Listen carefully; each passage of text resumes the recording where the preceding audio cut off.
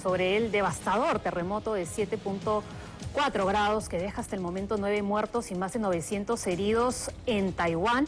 Ayer por la noche, precisamente en 24 horas central, se daba cuenta de lo que había sido este terremoto. ¿Cómo está, señor Tavera?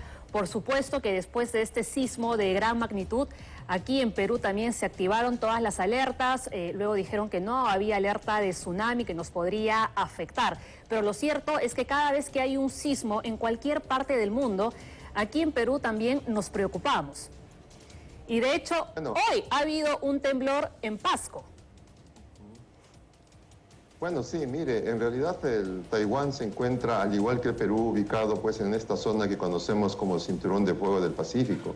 Una zona donde siempre están ocurriendo y van a seguir ocurriendo eventos sísmicos de diferentes magnitudes, ¿no? La actividad sísmica que se da en el país es parte de toda esta dinámica activa. Lo que sí es importante indicar es de que los sismos de gran magnitud pues tienen periodos de retorno bastante grandes. En Taiwán no ocurre un sismo similar desde el año 1999.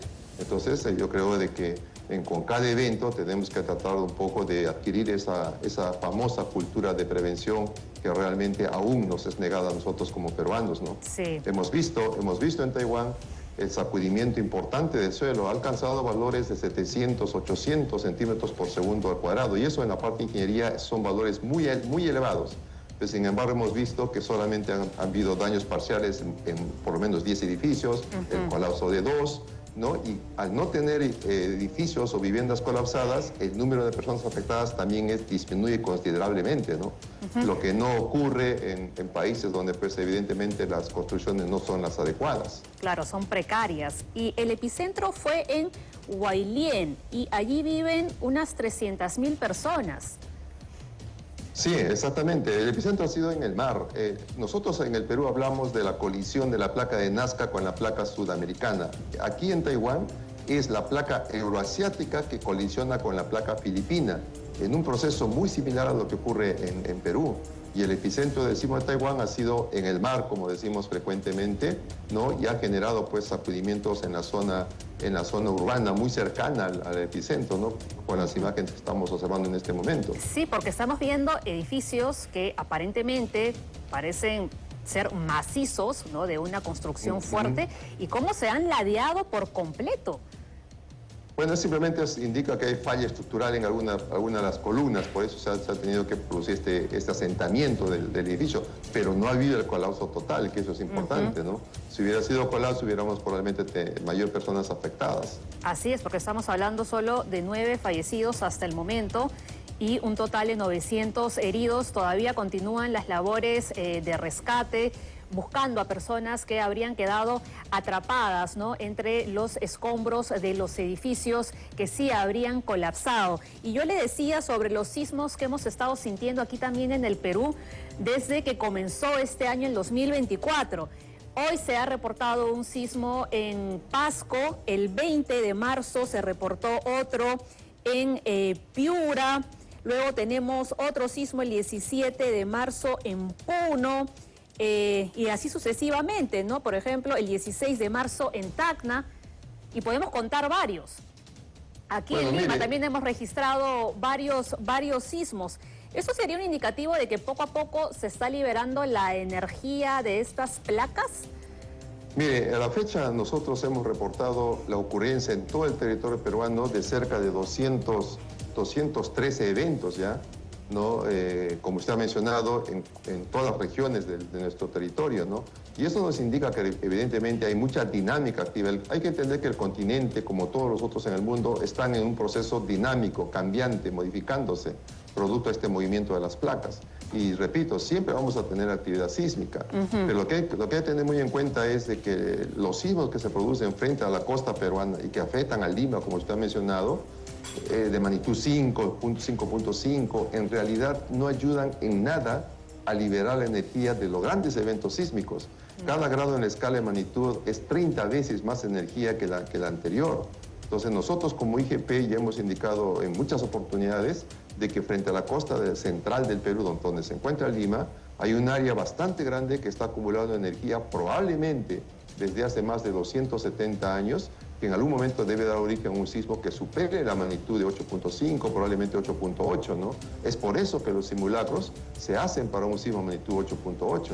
Entonces, realmente, si este sismo ocurre, probablemente tengamos los mismos niveles de sacudimiento del suelo que hemos visto aquí en Taiwán. Y la gran pregunta es, ¿no? ¿Qué pasa con nuestras viviendas autoconstruidas?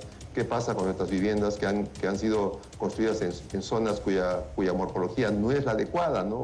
Ladera de los cerros, ribera de las quebradas, de los ríos, ¿no? Sí. Entonces el riesgo para nosotros es mayor en comparación con lo que hemos visto en Taiwán.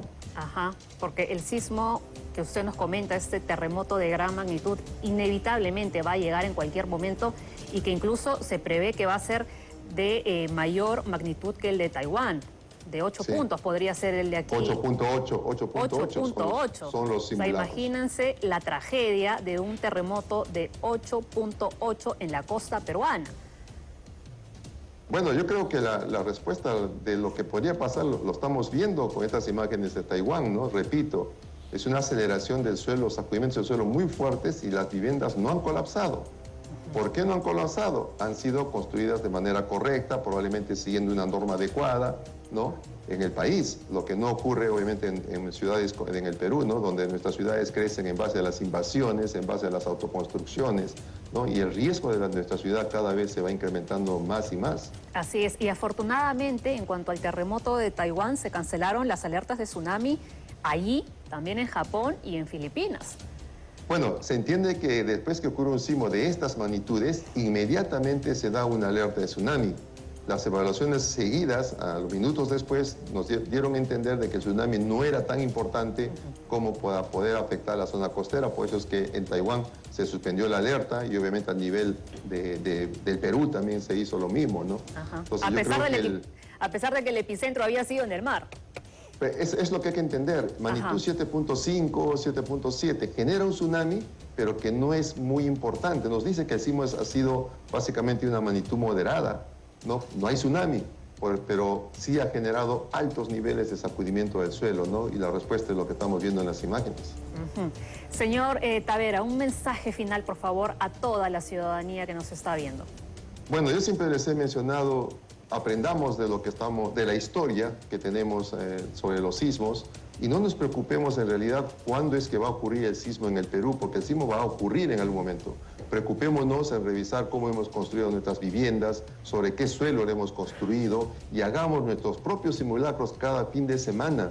De esa manera vamos a desarrollar cultura de prevención y de esa manera vamos a incentivar cultura de prevención en los más jóvenes. Al final es lo único que nos va a permitir reducir nuestro riesgo. Perfecto, agradecemos mucho al señor Hernando Tavera, presidente ejecutivo del IGP, por esta conversación con 24 Horas Edición Medio.